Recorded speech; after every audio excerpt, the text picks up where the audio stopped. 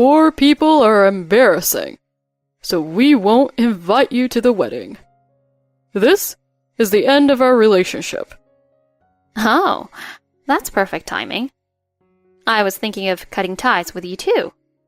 Women don't go back on their word. Keep in mind, you're no longer part of our family. Our reasons for cutting ties with you are greater. My name is Ashley. I'm 60 years old, and I enjoy foraging for wild vegetables with my husband during our walks. In spring, we can find lots of bracken and strawberries. Living in the countryside is the best. Eating seasonal foods is good for your health and makes you feel young again. This is a story from when I was a bit younger. My husband had taken early retirement from the company he worked for many years and had been working as a traffic controller for a year. At that time, we were both 52 years old. We had passed the midpoint of our lives and were beginning to think about our remaining years. However, after my husband retired early, he no longer had to work late or live a life where we rarely saw each other. His salary decreased, but it was enough for the two of us to live comfortably. It wasn't luxurious, but we enjoyed our peaceful days together. But an event occurred that disrupted our peaceful days. Our eldest son, John, suddenly called to tell us he was getting married. I was so surprised that I asked, "Who's getting married?" John, who we hadn't heard from in a while, said it was him. I apologized for being so surprised. John, unlike his younger brothers, had no romantic relationships and had always seemed a bit absent-minded. He had never talked about having a girlfriend. But he said he was getting married and wanted to introduce her to us. I was surprised and apologized for not knowing about his girlfriend. He said they had been dating for a short time and hadn't had a chance to introduce her. He asked us to keep the following Saturday free for the introduction. After hanging up, I couldn't shake a bad feeling. John had always been a bit naive and often took on unreasonable requests from others. I remembered an incident from his school days. A classmate had asked him to let them cheat off his test, and without hesitation, he had agreed. They both got caught and were reprimanded. During university, he had almost been involved in selling fraudulent information products because a friend invited him. Luckily, he avoided trouble when he found the office empty. Given his naive nature, I worried about the situation. What if he was being asked to take on someone else's problems? I worried until the day his girlfriend came to visit. When she arrived, I was shocked. She was visibly pregnant. I looked at my husband, who was just as surprised. Our son noticed our reactions and looked at us as if to say, "I understand how you feel." But I decided it was better than if he was taking on debt for someone else. As long as they were in a relationship, it was fine. I welcomed her and invited her in. She responded with, "What an old-fashioned house." I tried to interpret her words positively. Maybe she was just used to puppeteering and was making a mistake. I looked at my son, who looked embarrassed, and avoided eye contact. I tried to stay calm and deal with the situation maturely. But the more she spoke, the worse it got. She barely knew our son, and they had only met a few times. They had met at a company mixer, had a fling, and hadn't exchanged contact details. They met again through mutual acquaintances 2 months ago, and she said she was pregnant. They decided to get married after talking it over. My husband and I were shocked. Even if that were the case, it was inappropriate to discuss such personal matters in front of his parents. But our son, being too honest, couldn't lie. I had doubts about the baby's paternity, but it wasn't something I could say at that moment. You can't suggest a DNA test during a greeting. The fact that our son had been intimate with her before marriage was enough. We had no choice but to accept it. As we were thinking, she continued with her disrespectful comments. She called our house a rabbit hutch and laughed. She insulted our teacups, saying they were too country. I tried to explain my husband's job as a traffic controller, but she wasn't interested. My husband had saved a woman's life at a construction site by shielding her from a car. He had performed a heroic act and was our pride. The woman he saved was a single mother on her way to pick up her child from daycare. But she dismissed it, asking if he got her reward. I didn't want her as a daughter-in-law. My husband scolded our son, telling him to be more responsible. We couldn't tell our 30-year-old son not to marry. We accepted their marriage. Our other sons had families and didn't rely on us too much.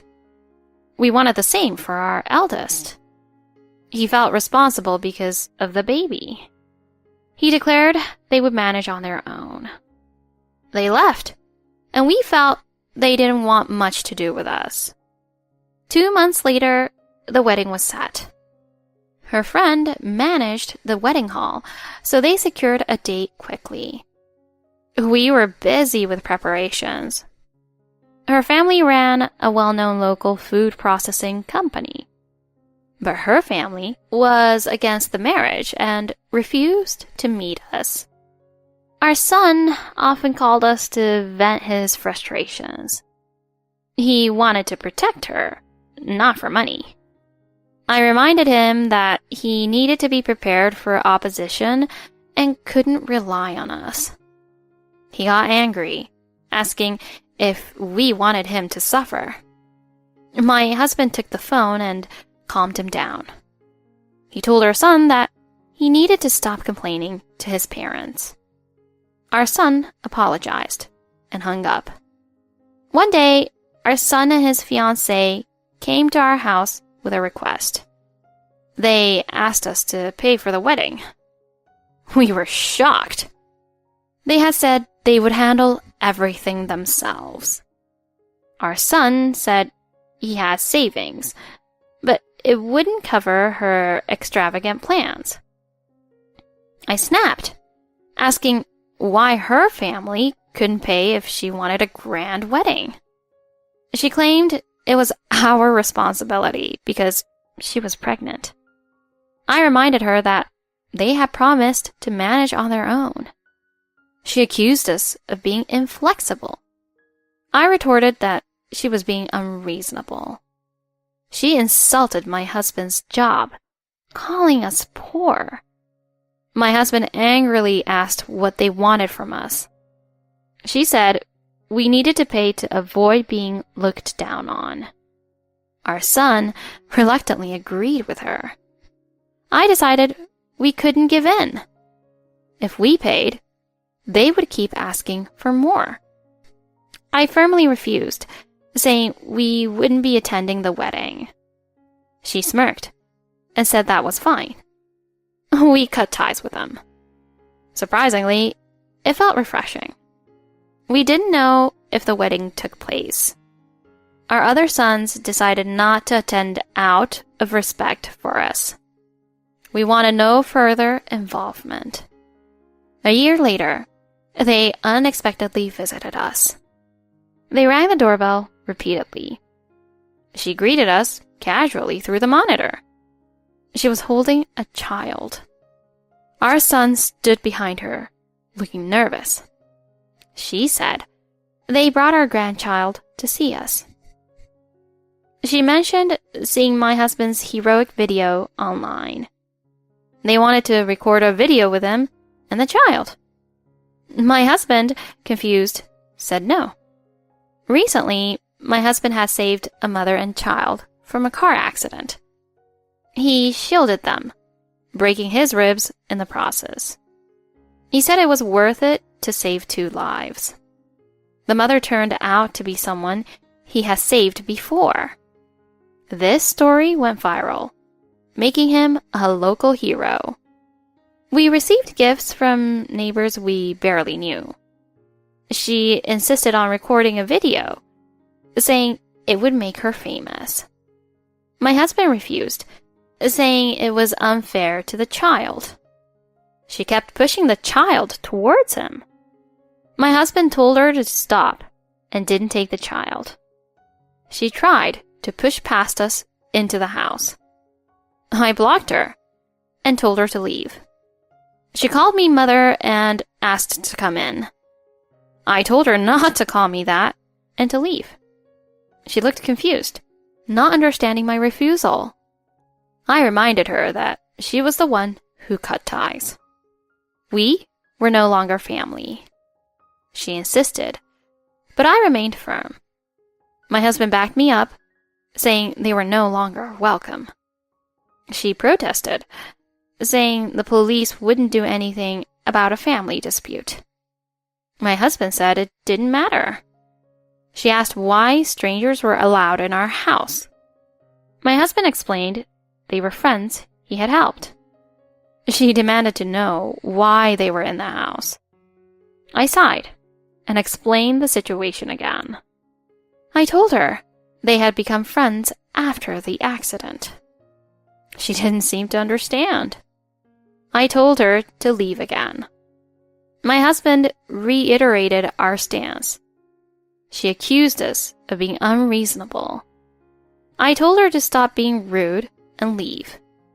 She refused and tried to argue. Our son looked shocked and confused.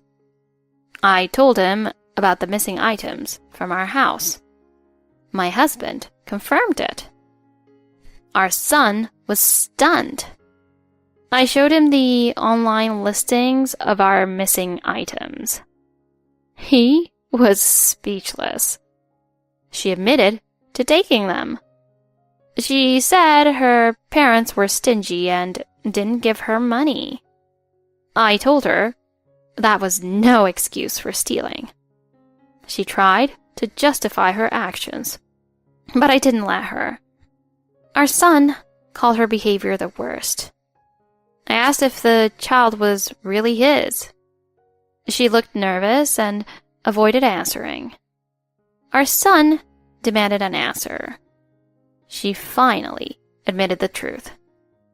I told them to leave and take the child. We closed the door on them. Later, our son sent a letter. He had done a DNA test and found out the child wasn't his. He apologized and said he had divorced her. He asked to reconcile with us. We refused.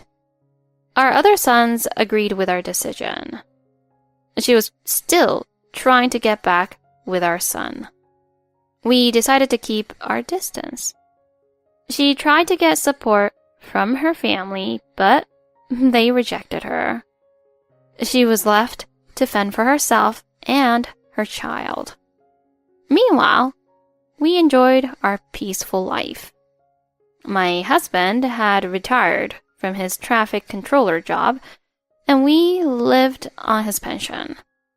We had enough savings and lived comfortably. The rising cost of food didn't affect us much.